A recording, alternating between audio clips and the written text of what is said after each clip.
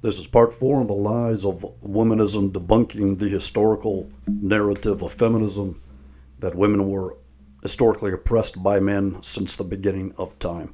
As you can see on the screen, this whole episode is just going to have to do with the White Feather Campaign of the First World War. And this is a video in a series of videos produced by Janice Fiamingo of the Fiamingo File.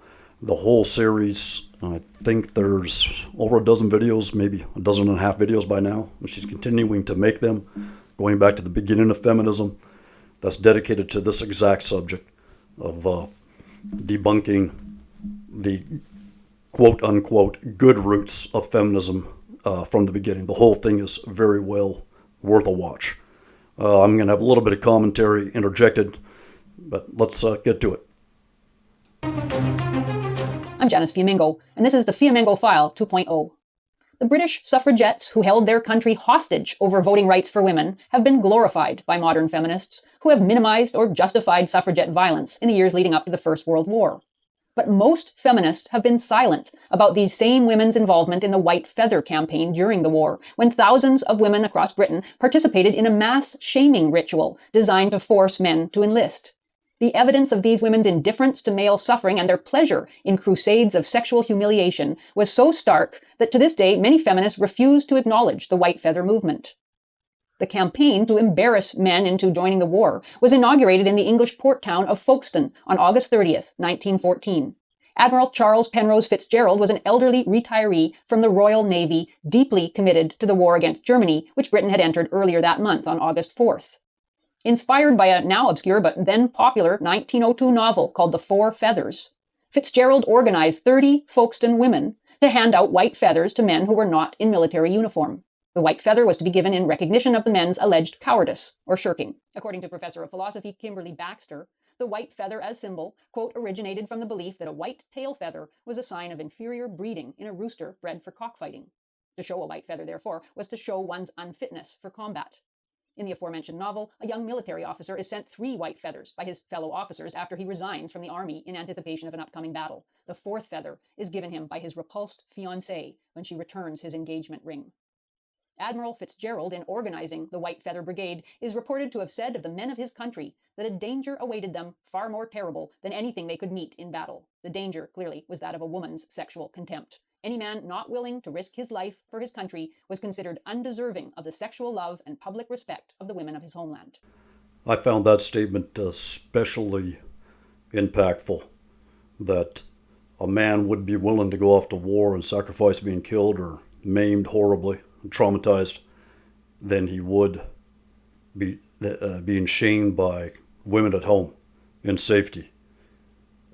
If that isn't any truth to it all, I don't see any reason to believe that there isn't truth to it, according to this White Feather campaign. Just how oppressed and abused were women under the patriarchy over 100 years ago. The practice of giving white feathers quickly spread to other towns and was enthusiastically adopted by women across Great Britain. There's no way of knowing the precise number of women who participated in the campaign, but as journalist Will Ellsworth Jones showed in his account of conscientious objectors during the First World War, white feather activists must have numbered in the thousands and quite possibly in the tens of thousands. The campaign went on for the entirety of the war's 4.5 years, even after the British government introduced compulsory service through conscription in 1916, which clearly obviated any need to encourage volunteer enlistment. The feathers were distributed with unseemly abandon. Historian Jessica Brain recounts the case of Seaman George Sampson, who was given a white feather as he was traveling to receive the Victoria Cross, his country's highest and most prestigious award for valor in battle. Army veteran Reuben Farrow, home from the front after having had his hand blown off, was accosted by a woman demanding to know why he was failing to do his patriotic duty. She left him alone after he showed her the stump where his hand had been. Evidence of how widespread white feather giving was is found in newspaper accounts of the period, as well as in diaries and published memoirs by soldiers who had direct experience of white feather wielding women. Professor Nicoletta Gullis, a feminist historian of the war years, mentions the abundant primary sources, including, quote, a collection of remarkable letters sent to the BBC by old soldiers 45 years after the armistice, describing this painful experience to researchers compiling an anniversary special on the history of the Great War. Even the British government was prompted to intervene in the practice in a futile attempt to curtail the women's insistent harassment. Officials issued king and empire badges to be worn by men employed in home front occupations essential to the war effort, and also created a silver war badge for wounded veterans in order to shield them from white feather aggressors. Nevertheless, the hounding of British men continued right to the end of the war, becoming one of the most rancorous wartime memories of soldiers and other men. I have to interject just one more time. Look at the effort that they put in to shielding these men from the aggressive harassment of women shaming them to go off to die. If it was so bad for women back then, the men just couldn't have beaten them into place very easily, especially at a time of war. I find this astonishing, as always, to learn these things that we were never taught, that were obviously very major incidences in the history that were going on, that reveal a complete, total different environment. How absolutely emboldened you would have to be, and even pedestalized, at a time of war that you would never have to go and fight or even break a fingernail for, that you could aggressively harass and publicly shame men to be able to go off to their deaths or be maimed. And of course, with some validity, I'm very sure that there were a lot of, most women probably, like they said, it was probably thousands, tens of thousands of women that participated in it, but still it was happening completely in public with impunity. And the men, even the establishment, was so cowed to this and intimidated, it seems, that they would do things like put lapels or badges on the lapels of these soldiers to identify them so they wouldn't be shamed, instead of arresting the women. That sounds like a lot of power to me that they had, a lot of power and influence. The fact that women continued to hand out feathers long after there was any plausible justification for it, and that they did so with complete indiscriminateness, often targeting underage boys, men home on leave from the front, or men who had been maimed in battle, demonstrated that much more than misguided patriotism was involved. War mania itself does not seem adequate to account for the intensity and personal nature of the fervor these women displayed as they roamed the streets looking for male civilians. Even Emmeline Pankhurst, who had spent years in self-immolating ecstasy over women's right to vote, abandoned the suffrage cause in order to dedicate herself to the male-shaming project. In essence, the White Feather Brigade became a much relished opportunity for women to express their sexual and moral power over men, and to demonstrate their exaltation in symbolic rejection of those men they deemed inadequate. It was an opportunity to insult men with impunity and to wound men with a psychological violence equal to or greater than a death blow itself. Not all men objected to the practice. Some shrugged it off. Professor Gullis tells of a 17-year-old boy who wrote after the war of his experience of accepting a white feather from a pretty ginger-haired girl who had been making a recruiting speech at Hyde Park Corner in London. Already eager to join up, he went to the recruiting office with the white feather she had given him still in his buttonhole, and lied about his age in order to enlist immediately. 3 or 4 days later, he returned in his military uniform to Hyde Park, where the same ginger-haired young woman recognized and approached him, asking for the white feather back and giving him a kiss in its place. For this young man, white feather bullying was an expression of the natural order that he accepted with equanimity. Many other men, however, especially those who were injured or knew those who had been, told stories of hostile encounters on trains or in public streets as late as 1917 or 1918, in which the cruelty and willed ignorance of white feather women seemed almost beyond comprehension. Some of these men felt compelled to display their mutilated bodies in order to shame the women for their obliviousness to male suffering. There are even a few accounts of men slapping women across the face for their impudence, an action normally forbidden to any man. Some men carried deep anger for many years on behalf of friends or relatives who were sent to their deaths by feather-bearing women. One told of a 16-year-old cousin who was so traumatized by repeated taunts from white feather women that he lied about his age in order to get to the front and was promptly killed. The cruelty of the white feather business, this man declared, deserved to be far more thoroughly exposed. Some women were outraged too. One man remembers how his mother, whose father died in the war when she was 9, never got over her sense of betrayal, remembering it even when she was in her 80s. She blamed the politicians and the generals, but most of all, she blamed, quote, that unknown woman who gave him the white feather and the thousands of brittle, self-righteous women all over the country who had done the same, end quote.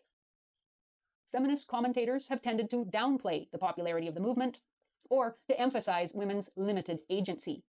Feminist novelist and essayist Virginia Woolf insisted many years after the war that the white feather movement had been grossly exaggerated by misogynistic men to put women in a bad light. Woolf was convinced, without any evidence other than her own belief, that, quote, the number of women who stuck feathers in coats must have been infinitesimal compared with those who did nothing of the kind, end quote. She estimated that some men were making a fuss about 50 or 60 feathers in total. This is a straight-out fantasy. Feminist historian Nicoletta Gullis is scrupulous about the real numbers, but focuses on mitigating women's white feather activism, seeing the women as backed into a corner by cultural trends over which they had little control. In her otherwise compelling account of the white feather movement, Gullis reveals her deep feminist bias when she has the gall to suggest that men's anger over the practice was unjustified, describing men's white feather stories as, quote, an aggressive articulation of masculinity that claimed for those who suffered exclusive custody over the interpretation of the war, end quote. How dare the men think that their war experience took priority over whatever the women had thought and felt? Men's expressions of anger strike Gullis as unfair because they allegedly neglect, quote, the larger cultural context that explained the women's actions, end quote. And this is another excellent example as to why this narrative of oppression of women from time immemorial has to go away, because you'll see that you can never win. When you follow this long enough, this is what happens every single time, that they always explain away any bad behavior in the past by women is the fault of men. Men basically made them do it because it was an evil patriarchal structure that they had no choice but to act out as such. We see this time and time and time again. Canadian historian Peter J. Hart offers another sympathetic explanation, which is that the campaign gratified the women who participated because, quote, it allowed them to gain power over the men who usually ruled them, end quote. This is a typically gynophilic excuse for women's abuse of power on the grounds that they didn't actually have the power they so flagrantly abused. But other explanations for the women's actions are well worth considering. Researcher Robin MacDonald has emphasized the overlap in membership between the militant suffragettes who belonged to the Women's Social and Political Union and those women who later joined the White Feather Brigade. The leaders of the WSPU, Emmeline Pankhurst and her daughter Christabel, became passionate recruiters for the war, and most of their supporters followed them. The two movements might seem rather different. One was radically in opposition to the government and to conservative society, the other patriotic and supportive of the government, but both offered the opportunity for the unleashing of female rage in an allegedly altruistic cause. The sex war energy of suffragette activism was transferred to the war effort with the same deep anti-male antagonism as its impetus. The tactics of both campaigns were designed to expose male inadequacy and legitimize female assaults on men's psyches and the willful imperiling of male bodies. Both movements, in essence, were propelled by exterminationist female anger. The final year of the war brought an at least partial victory for the suffragettes when women aged 30 and above were granted the right to vote in British parliamentary elections, largely in response to women's factory work during the war years. But that victory came at a massive cost, certainly in male lives and male suffering, with 700,000 dead and many more thousands severely injured, and also not insignificantly in the loss of male trust in women's love. For a considerable number of men, the war had brought two enemies into their lives, one on the battlefield, the other on the home front. The cost for men was so undeniable and the evidence of female betrayal so staggering that almost all feminist historians have assiduously covered over the reality of the war years, emphasizing instead the alleged injustice to female factory workers who were quickly displaced by soldiers returning home after the war. Women's white feather activism during the war provides vivid evidence that some significant number of women were more than willing to force their own menfolk with jeers and contempt into harm's way. No excuse-making or claims of female victimhood can justify their cruel pleasure. I'm going to wrap up part 4 right there. I hope you all learned a little something new once again, and we'll see you all in the next one.